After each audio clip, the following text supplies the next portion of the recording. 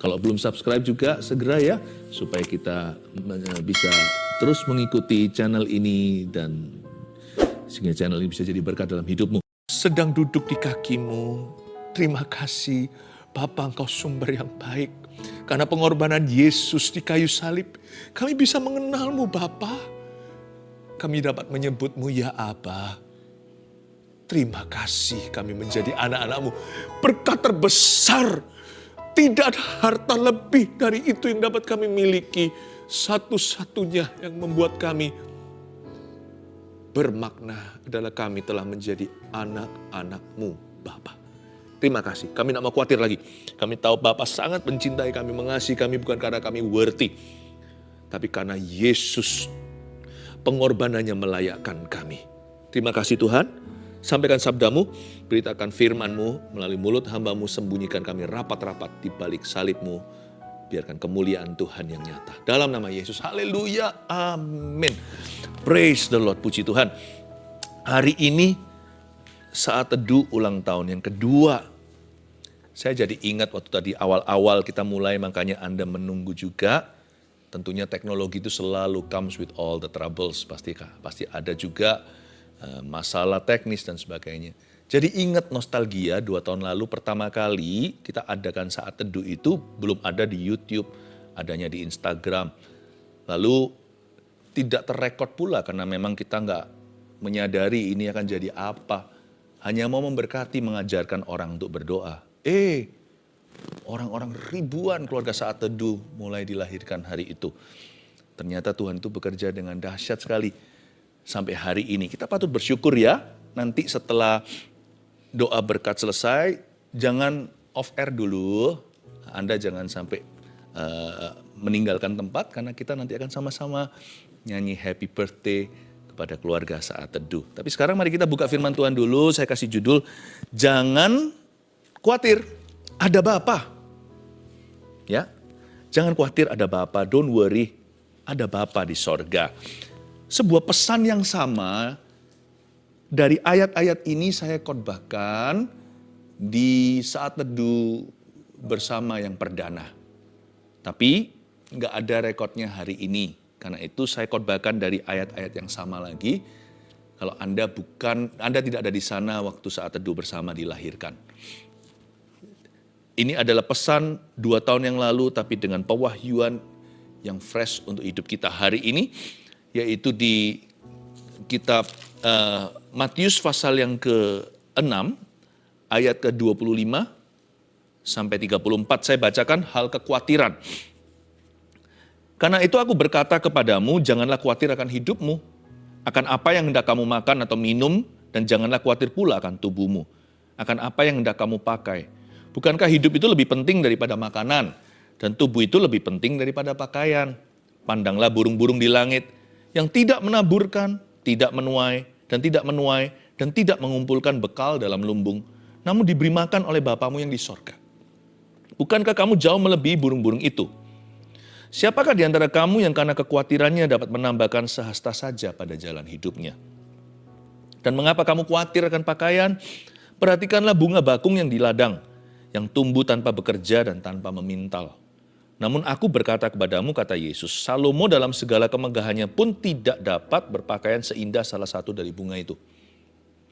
Jadi jika demikian Allah mendandani rumput di ladang yang hari ini ada, dan besok dibuang ke dalam api, tidakkah Ia akan terlebih lagi mendandani kamu, hai orang-orang yang kurang percaya? Sebab itu janganlah kamu khawatir dan berkata, apakah yang akan kami makan, apakah yang akan kami minum, dan apakah yang akan kami pakai? Semua itu dicari bangsa-bangsa yang tidak mengenal Allah. Akan tetapi Bapamu yang di sorga tahu bahwa kamu memerlukan semuanya itu. Tetapi carilah dahulu kerajaan Allah dan kebenarannya, maka semuanya itu akan ditambahkan kepadamu. Sebab itu janganlah kamu khawatir akan hari besok, karena hari besok mempunyai kesusahannya sendiri. Kesusahan sehari cukuplah untuk sehari. Katakan amin dengan segenap hati. Ayat 25 saya jelaskan hal kekhawatiran. Hari ini Roh Kudus bicara begini. Dear keluarga saat teduh, jangan khawatir, ada Bapa. Oh, bukan hanya menunjuk ke atas, jangan khawatir, ada Bapa. di dalam hidup kita. Karena itu aku berkata kepadamu, kata Yesus ayat 25, janganlah khawatir akan hidupmu. Berhenti di situ, yaitu di ayat 25a.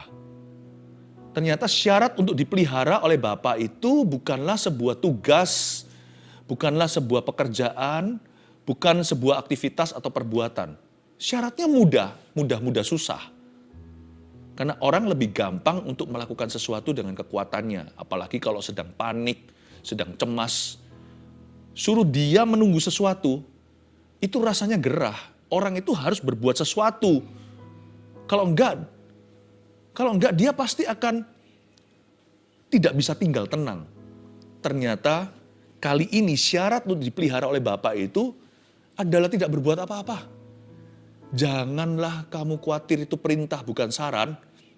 Mau dipelihara seperti burung di udara. Mau dipelihara, mau didandani seperti bunga di ladang. Alkitab mengatakan dengan jelas, Yesus mengajarkan begini, kalau kamu mau dipelihara, janganlah khawatir akan hidupmu. Wah, perintah itu kan biasanya untuk berbuat sesuatu. Ini sebuah perintah untuk tidak berbuat apa-apa. Disuruh tinggal diam dan tenang dan ketahuilah bahwa Dia adalah Allah. Disuruh tidak boleh khawatir karena ada Bapa. Kali ini iman adalah berdiri, tidak melangkah. Stand Moses, berdirilah di sana hai Musa. Hari ini engkau akan melihat kelepasan dari tangan Tuhan. Today you shall see my deliverance. Musa emangnya bisa buat apa? Maju ke depan tenggelam di Laut Merah.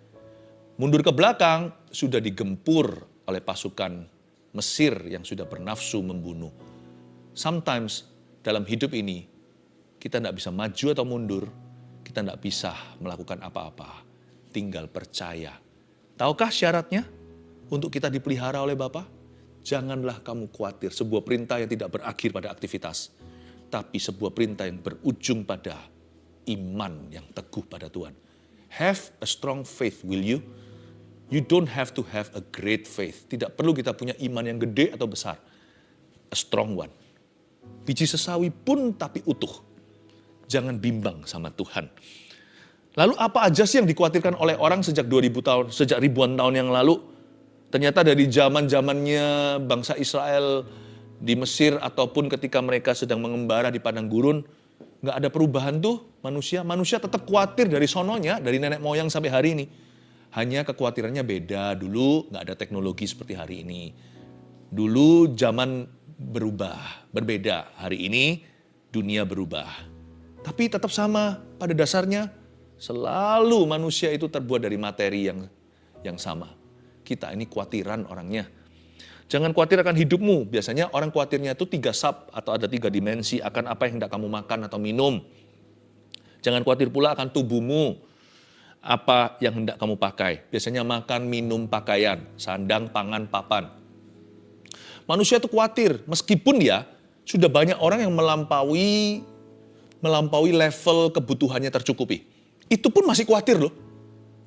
Karena kali ini bukan lagi khawatir tentang makanan atau minuman, tapi sepiring nasi, semangkok nasi, dan sepiring berlian. Manusia itu penyakitan. Kekhawatirannya dijawab pun punya, nanti upgrade dia, kekhawatiran yang lebih besar. Khawatir itu penyakit rohani. Rohnya sakit, tidak tergantung dengan sekaya apa orang tersebut. Apa yang dia miliki atau apa yang dia belum punya. Nggak ada hubungannya. Khawatir itu adalah keputusan. Kekhawatiran itu sebenarnya adalah hinaan ke wajah Bapa. You nggak becus, gitulah kira-kira kita ngomongnya. Nggak langsung sih, mana siapa berani. Tapi sebenarnya kekhawatiran itu dengan kata lain berkata, Tuhan, you're not doing a good job in my life. Tuhan, kau tidak melakukan perbuatan yang baik. Ya. Tuhan itu nggak lulus dalam hidupku. Tuhan itu nggak bagus. Kita itu menuduh Tuhan, berkata Tuhan tidak becus. Khawatir itu dengan kata lain begitu. Sama, kita nggak usah dituduh pencuri. Tapi kalau HP orang di sebelah sana, lalu dia lihat kita, lalu dia pegang dan masukkan dengan lirikan seperti itu, ya sama aja dipandang sebagai pencuri. Ya nggak apa-apa sih kalau orang nggak kenal sih, lumrah. Dunia ini atau bumi ini penuh trauma. Tapi kalau orang itu sudah kita kenal, lalu dia begitu, wah kita bisa tersinggung ya karena Tuhan juga kita singgung berkali-kali lewat kekhawatiran. Seolah-olah sepertinya kita berkata, Tuhan, Engkau tidak mampu, Engkau tidak sanggup. Karena itu kekhawatiran itu sesuatu yang serius loh. Saya anggap itu, menurut saya, kekhawatiran itu dosa. Karena ini perintah kan, jangan. Jadi kalau kita langgar ya, apa kalau bukan dosa? Nah, kita baca berikutnya, bukankah hidup itu lebih penting daripada makanan dan tubuh itu lebih penting daripada pakaian? Di sini Tuhan mulai tunjukkan kita prioritas hidup yang lebih penting lagi. Karena kita ini bukan hewan.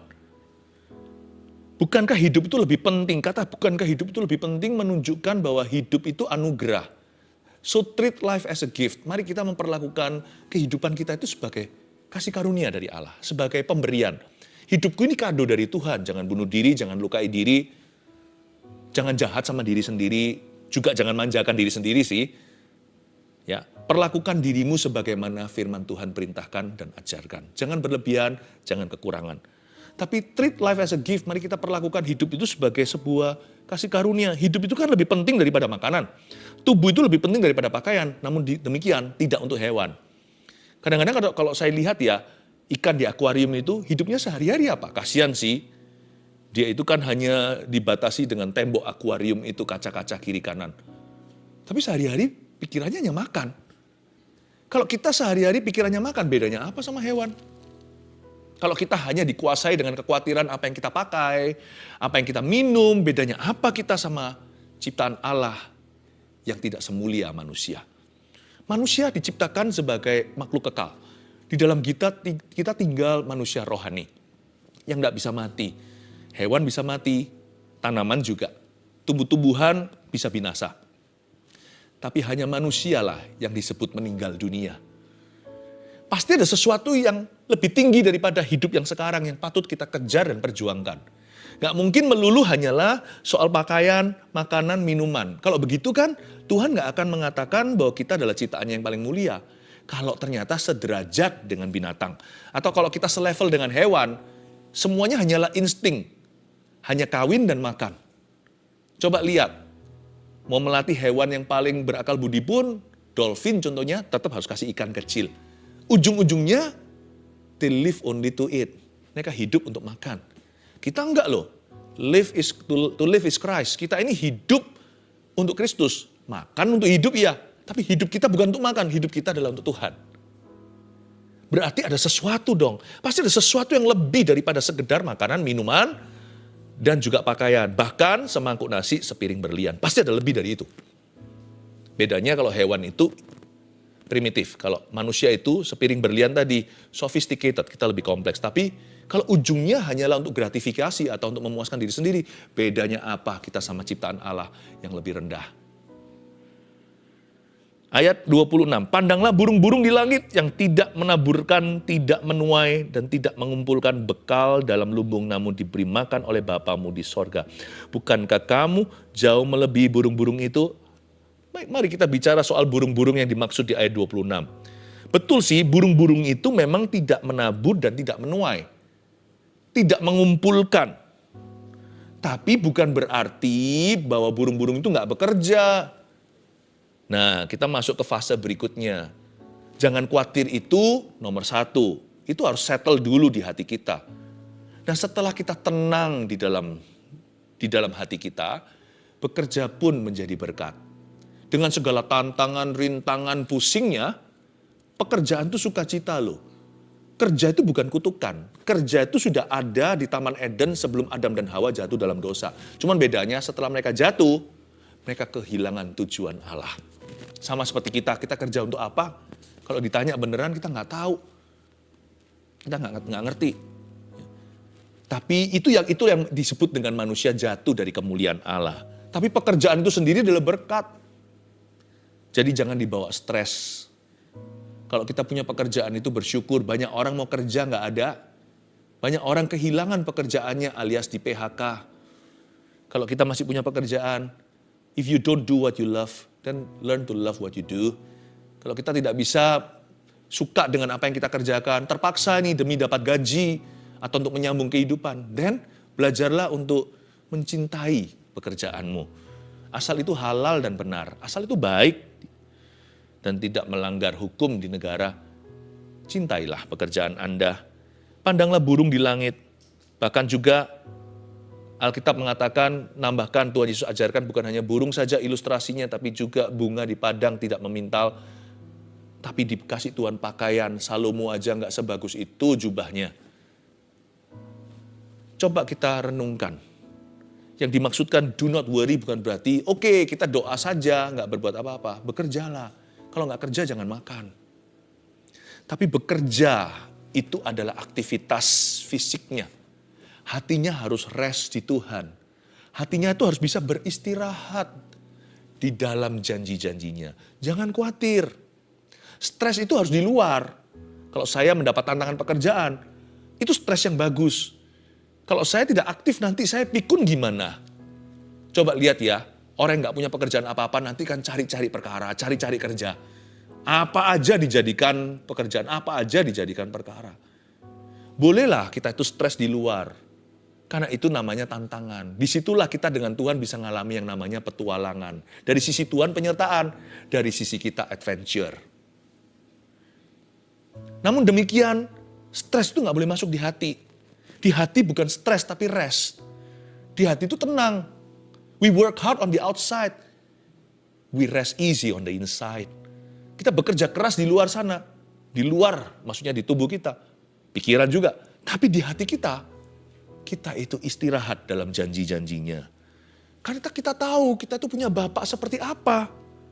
Itulah freedom di dalam hati kita.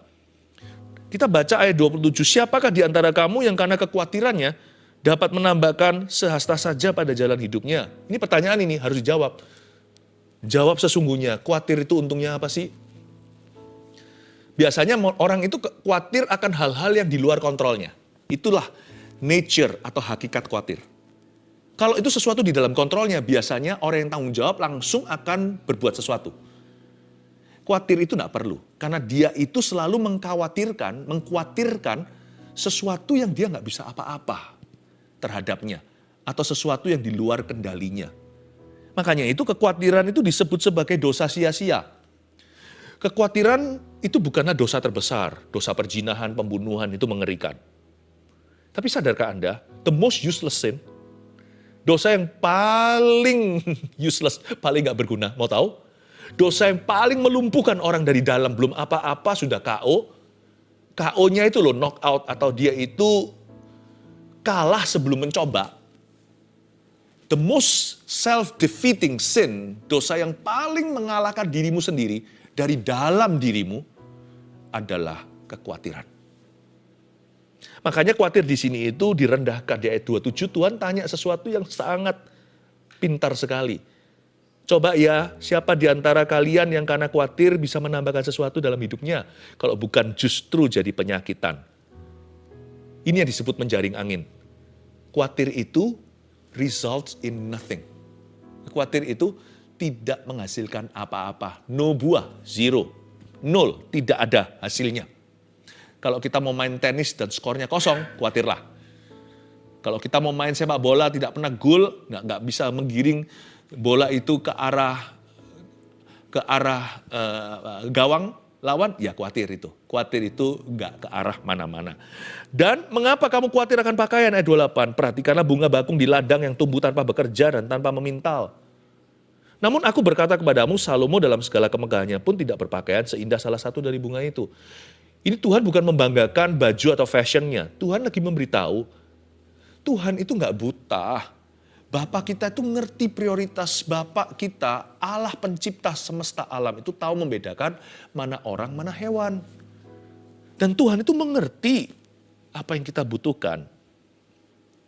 Ayat 30, jadi jika demikian Allah mendandani rumput di ladang yang hari ini ada dan besok dibuang dalam api. Ini prioritasnya dia. Inilah yang disebut God's priority. Tidakkah ia akan terlebih lagi mendandani kamu, hai orang yang kurang percaya? Kalau kita belajar to treat life as a gift atau memperlakukan hidup sebagai kasih karunia, maka kita juga belajar untuk menjadi orang yang generous atau yang murah hati. Orang yang kaya dalam syukur. Orang yang murah hati sama orang lain, jangan pelit, Jangan pelit cinta, pelit waktu, pelit bantu. Bahkan pelit harta. Janganlah. Kalau kita punya kesempatan berbuat baik, itu adalah kesempatan emas loh. Emas itu mahal. Apa yang sama mahalnya dengan emas? Kesempatan emas. Apa yang tidak bisa dibeli sama emas? Kesempatan emas.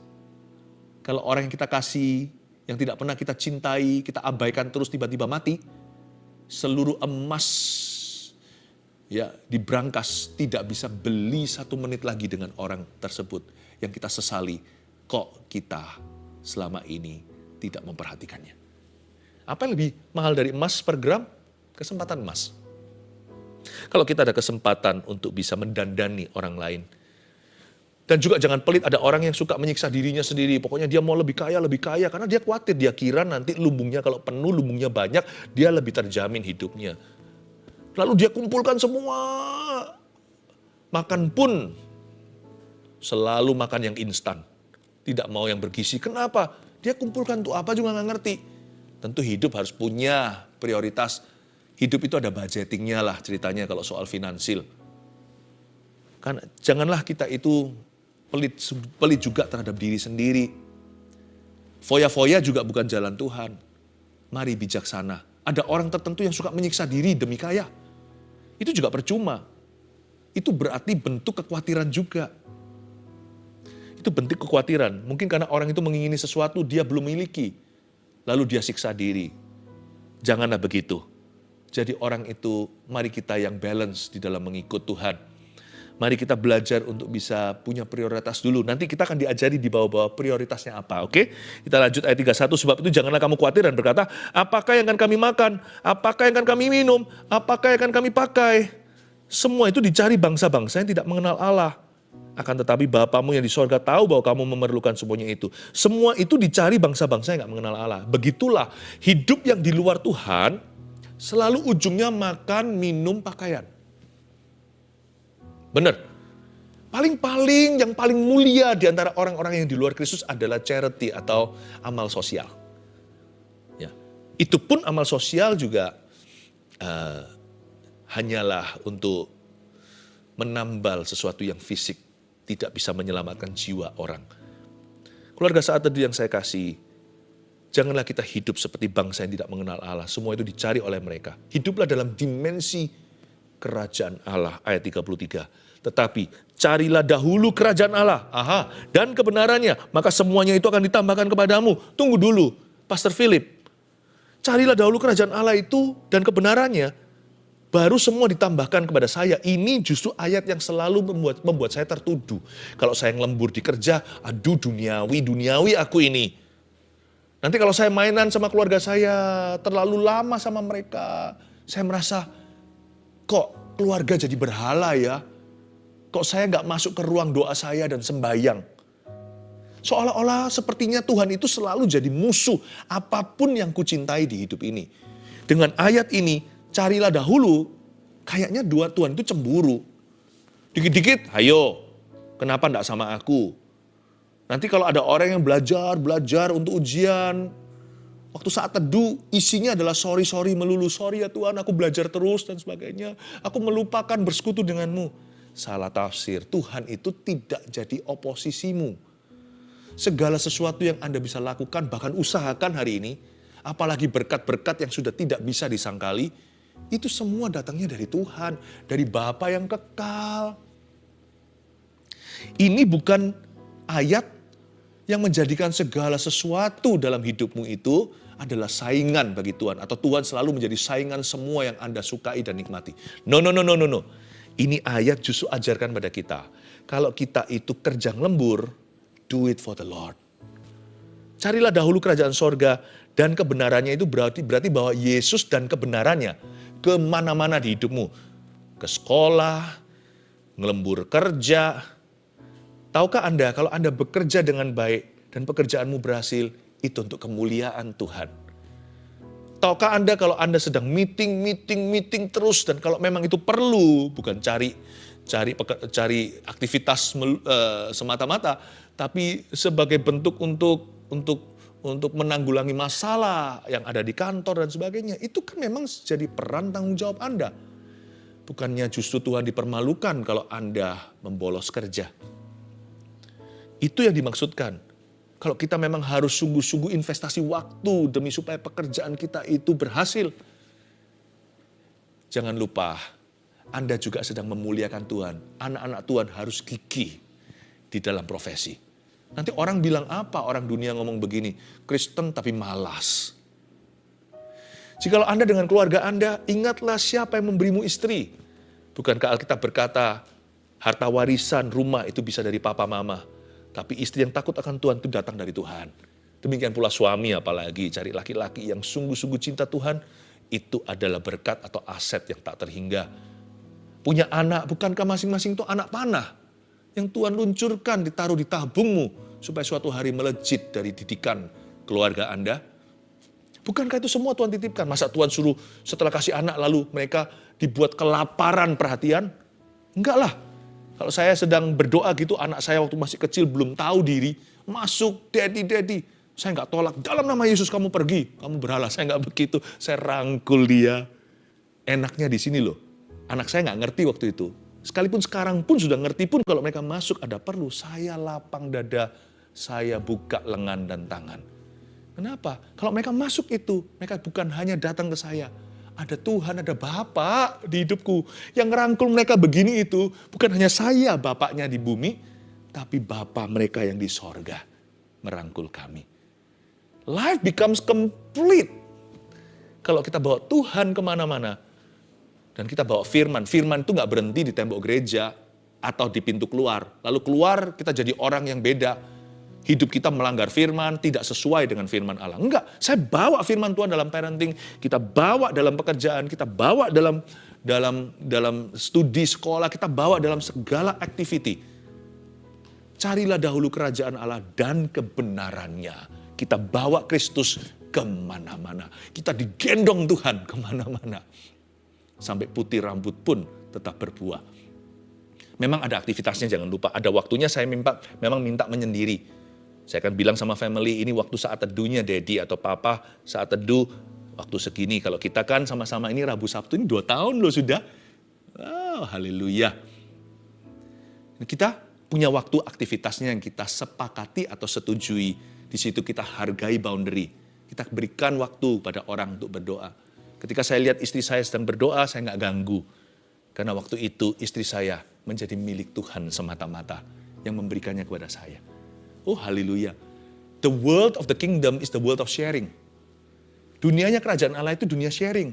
Ada waktunya Tuhan berkata, aku mau bicara sama suamimu. Istri harus tahu diri. Oke, kasih waktu biar suaminya dengar suara Allah. Nanti kembali menjadi suami yang lebih baik. Sebaliknya juga sama pada istri atau anak-anak. Saya tidak ganggu anak saya kalau anak saya lagi pelayanan. Saya tahu mereka milik Tuhan. Tapi Tuhan tidak akan ganggu. Kalau mereka itu sama saya, malah justru Tuhan bersama dengan aku. Tuhan bersama dengan kami. Isn't that beautiful? Our God is not super jealous. Bukanlah Allah yang cemburu kalau soal berhala dan dosa lain kata. Kalau soal kasih karunia, gift hidup ini. Oh, God is your best supporter. Tuhan adalah pendukungmu yang paling setia. Ayat 34, sebab itu janganlah kamu khawatir akan hari besok. Karena hari besok punya kesusahannya sendiri. Kesusahan sehari untuk sehari. Kesusahan sehari cukuplah untuk sehari. Ini bukan berarti kita nggak boleh buat perencanaan loh ya, salah. Kita itu harus jadi orang yang selalu learn from the past, selalu belajar dari masa lalu. Menjadi orang yang plan for the future, menjadi orang yang selalu merencanakan masa depannya. Tapi jangan lupa, kalau mau hidupi di masa kini. Masa lalu jangan dilihat yang enggak, yang kurang bagus. Masa lalu itu, apa yang baik yang perlu Anda pelajari jangan dilupakan. Masa lalu bisa menjadi piala yang luar biasa, meskipun kesalahan kita. Masa depan harus direncanakan. Rencanakan. Jangan berkata aku ngalir, kesusahan sehari itu sehari. Yang sehari-sehari itu kesusahan, bukan perencanaan. Perencanaan jangan seharian. Rencana itu tahunan. Kamu sekolah gimana? Kalau orang sekolah SMP, SMA, SD, elementary, high school, harusnya punya pikiran university. Orang kuliah juga harus punya pikiran karir dong. Orang pacaran harus punya rencana menikah. Pertanyaan kapan mau menikah harus bisa dijawab minimal oleh sang pria. Rencana itu gak boleh sehari-hari. Susah tuh sehari-hari, kesusahan sehari-hari. Ya, 1, 2, 3 saya kasih poin supaya Anda bisa bawa dalam doa selalu dan senantiasa. Apa aja yang kita pelajari hari ini saya review dan saya rangkumkan begini. Yang pertama, jangan khawatir ada Bapa, karena nomor satu, kita punya seorang Bapa yang memahami kebutuhan kita. Haleluya. I love this. This spells freedom in my life. Ini terasa seperti freedom di dalam hati dan jiwa saya. Kita itu loh, punya seorang Bapa di sorga yang sangat memahami kebutuhan kita. 2. Gantikan kekhawatiran dengan visi kerajaan sorga untuk hidup kita. Kunci katanya terletak pada kata replace. Bukan melenyapkan kekhawatiran, susah sih terus terang, saya sudah mencoba. Gantikan, bukan disingkirkan, nggak bisa disingkirkan. Kalau saya nganggur, saya pasti akan khawatir. Kalau saya fokus pada diri sendiri, saya pasti akan khawatir. Mau tahu kenapa saya nggak bisa khawatir? Oke, contohnya Rabu Sabtu malam gini, saya nggak bisa khawatir tentang hidup saya melulu. Karena saya memikirkan keluarga saat teduh. Dengan kita mengisinya dengan sesuatu yang dari Tuhan atau sesuatu yang sifatnya bukan diri kita. Sesuatu yang jelas-jelas adalah bernilai kekal dan demi kerajaan sorga untuk Tuhan dan untuk orang lain. Cinta jiwa-jiwa, saya telah menggantikan ruang khawatir di hidup saya itu, sebagian besar sahamnya sudah beda shareholdernya. Dulu saya khawatir tentang diriku. Udah habis kekhawatiran saya terjawab pun masih khawatir yang ekstra lagi. Kalau nggak ada yang bisa dikhawatirkan, saya masih bisa mengkhawatirkan kekhawatiran. Saya khawatir nanti kalau saya khawatir gimana? Dasar orang memang kalau sudah khawatiran ya kan? Saya gantikan itu. Saya nggak nganggur. Saya ganti dengan apa? Saya ingin sekali bersama dengan gereja Mawar Sharon tercinta untuk mendirikan 1000 gereja lokal yang kuat untuk mengembalakan jiwa-jiwa dan memuridkan mereka di sana. Tuhan kehendaki, Tuhan izinkan 1 juta jiwa. Mereka dewasa, berbuah-buah lebat. Udah, tugas kita nggak muluk-muluk, cuman sampai situ. Lebih dari itu 10 juta orang, 100 juta orang, 1 miliar orang, seluruh bumi penuh kemuliaannya, mungkin sudah bukan jangkauanku. Itu saja membuat seumur hidup saya penuh, sibuk, nggak ada ruang nganggur. Gantikan kekhawatiran kita dengan visi kerajaan sorga untuk hidup kita. Apa visimu? 3. Ya. Tadi yang saya sudah jelaskan, tinggal tuliskan aja kalimat hikmatnya. Rencanakan masa depan, namun hidupi masa kini. Lihat tuh orang di kanan kirinya, anaknya kalau masih kecil beranjak dewasa, dia nggak selamanya kecil loh ya. Nikmati. Orang tuanya masih ada, nikmati. Nggak selamanya mereka bersama dengan kita. Usahakan. You live today, live to the fullest. Jesus loves you so much. Akhir kata, don't worry. Ada Bapa. Bukan don't worry, be happy. Jangan khawatir, ada Bapa. Kalau Anda berada bersama dengan orang lain, Anda mendengarkan saat teduh ini, Anda bisa katakan pada kiri kanannya, jangan khawatir ya, ada Bapa. Kalau Anda sendirian, katakan pada diri sendiri seperti ini, tepuk dadanya dan berkata elus-elus di sini, jangan khawatir ya, ada Bapa. Haleluya. Haleluya. Kita angkat tangan dulu, lalu kita nyanyi happy birthday, oke? Terimalah berkat dari Allah Bapa, keluarga saat teduh tercinta. Jesus loves you. We love you so much too. Blessing upon you in Jesus' name. Dalam nama Yesus. Haleluya. Amin. And there I find you in the mystery.